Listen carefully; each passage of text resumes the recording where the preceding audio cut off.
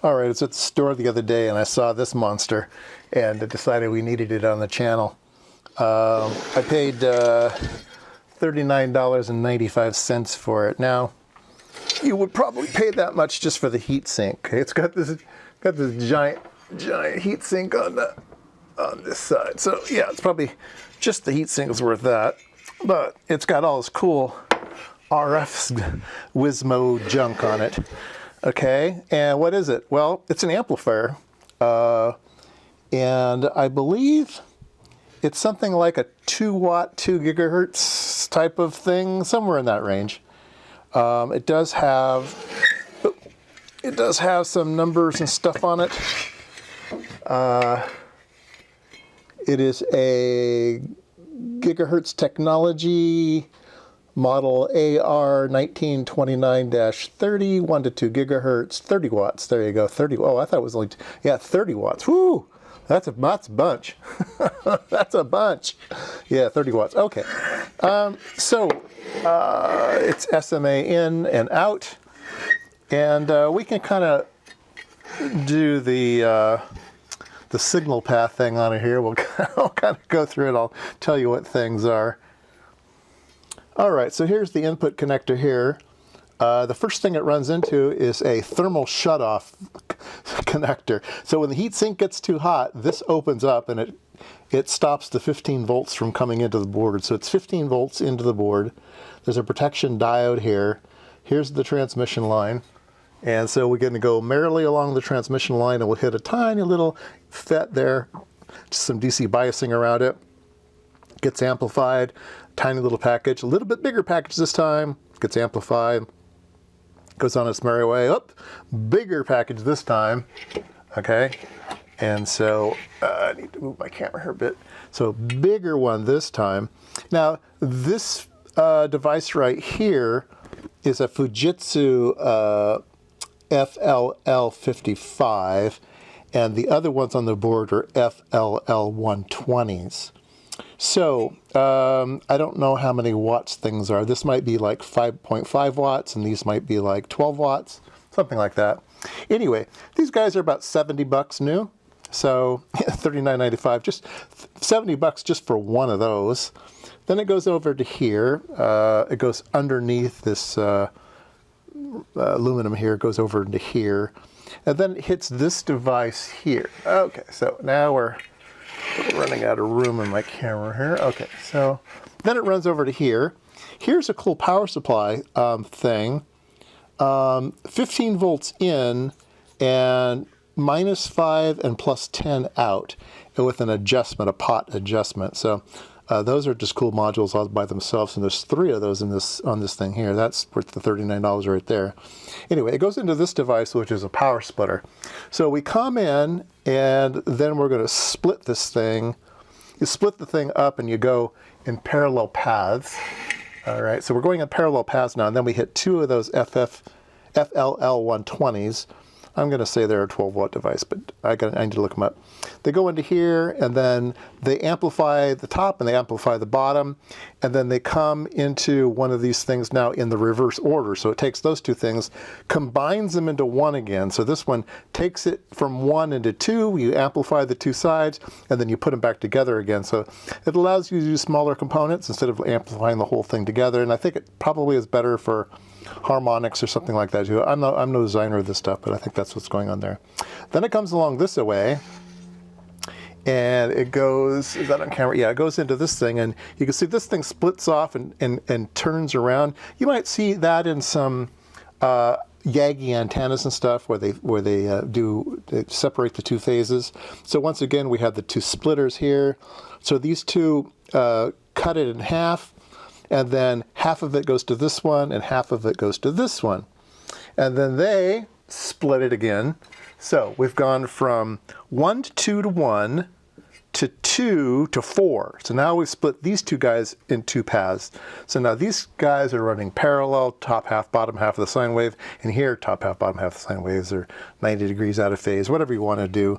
And then you put them back together, and so send it through there, and then you got to put them all back together again. So we spend a lot of energy taking them apart, we amplify them, and then we put them all back together again.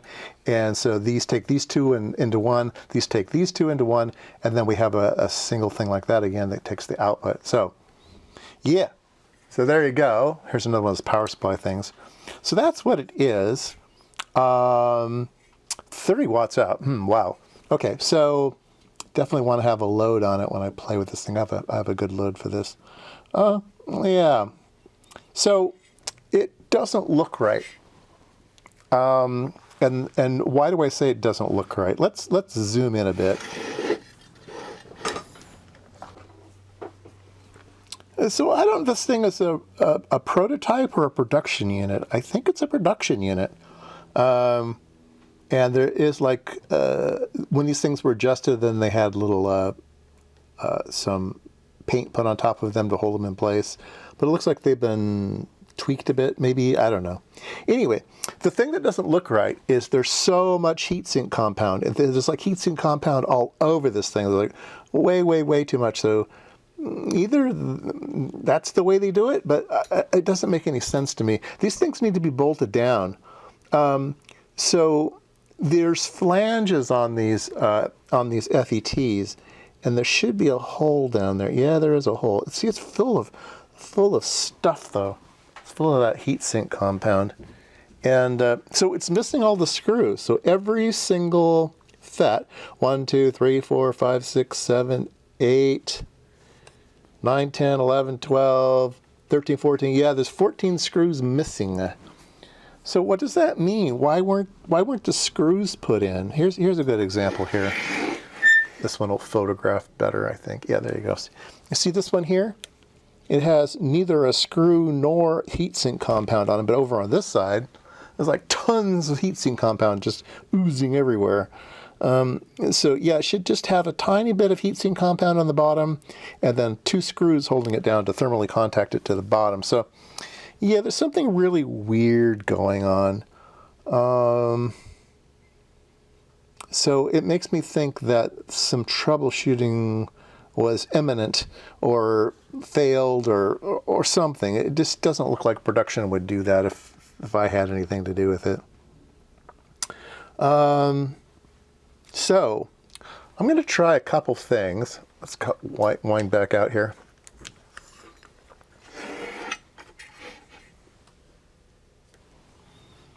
All right, so I think one thing to do is just try it out, see if we can send a signal through it or not.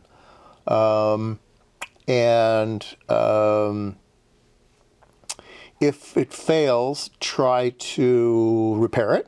That might be one thing to do. At the very least, I would like to characterize some of these components, maybe characterize these splitters, maybe break it apart. There's 3 different PC boards in here, actually four PC boards, but yeah, maybe make one section work, or maybe even more fun is to just use these components. Maybe take all of the FETs out and test them, figure out which ones are good, which ones are bad, and then maybe build a little board and build our own 1-chip amplifier. A lot like what that was done over here, right? This is just one. This is just 1 chip in and out. The company obviously knows what they're doing. There's a whole bunch of extra pads and stuff where you can, I think, add solder blobs to increase things or decrease things if needed. Or maybe these are just like an optics person would say it's like anti-reflection coating. You put in a solid piece, and then instead of having a hard edge where you get a big reflection, you put in like a little dashed line here where you kind of ease the electromagnetism kind of off. So it's like an anti-reflection coating. Yeah, and I think you did that in RF land as well. So that is pretty cool. Let's take a look at this over here. you can see here we have a little triangle and stuff, and over here we have a little piece of copper tape that was put on top and soldered down in place. So there was some matching done here by hand. So yeah, in order to match the two sides, maybe this one chip needed a little help, and I don't know, but you can see that they did kind of use these extra little fiddly bits as tuning places to add more, subtract more, and I think we can see that right there that was used. So a lot of still lots of art, you know. Say, oh, you just model these things and they work. No, there's still a lot of art into making real world devices work, and that's a testimony there. So over on this side, let's see here, let me zoom back out. Over on this side, we have plus 15 ground and minus 5, and the minus 5 doesn't go anywhere. It's just a bolt, so it's not being used. Sorry about that squeak. Yeah, this bolt just doesn't go anywhere. The ground is just to the chassis, and then the plus 15 goes through this feed through, and it's busted off on this side. So we'd have to replace this and make a new top if we wanted to get it working right. But we can just clip in here and put our 15 volts in here. So I think we've put in our 15 volts, and it should wake up, and then we can test the minus 5 volt rails and the plus 15 volt, or the plus 10. Yeah, minus 5 and plus 10. Is what this whole thing operates off of. Except for maybe the finals. Are they 15 or not? No, they look like they're 10 volts as well. 10 goes into here. Yeah, this is the final amplifier. And the DC biasing comes in with this wire here. There's some ferrite beads on it. And then it lands here.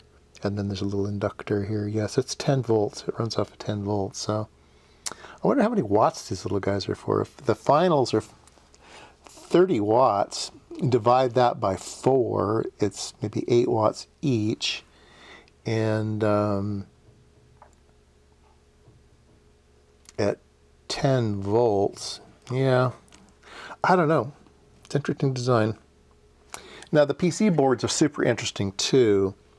They are what look like maybe 0.32-inch boards and Teflon. So these are expensive boards. These are Teflon boards. They're not gold, but they are Teflon. So the impedance is well regulated, and it's thin, so the 50 ohms. At a thin board like that, I've designed my own boards, and a thin 0.32 board ends up having about a little less than 110 mil tray, so 0.1 inch, and these look like about 0.1 inch. So well, it looks like that's all that's going on here. The input seems to have a much lower impedance, so the input has a much higher impedance, like I would guess, 200 ohms or something coming in. So it's like 200 ohms coming in, then once it gets amplified, oops, once we get over to this stage, we're now in 50 ohm land, and then we continue 50 ohms to the output. So not quite sure why the input is such a low impedance, other than you're amplifying something, so it might not be able to drive 50 ohms. You might have some oscillator or something that can only drive 1,000 ohms, and you need to kind of sneak it into this thing, and then as you amplify the current, you can go to a 50 ohm system and then go to the output. All right, well, there you go. I'm sure another video or two will be coming up on this thing.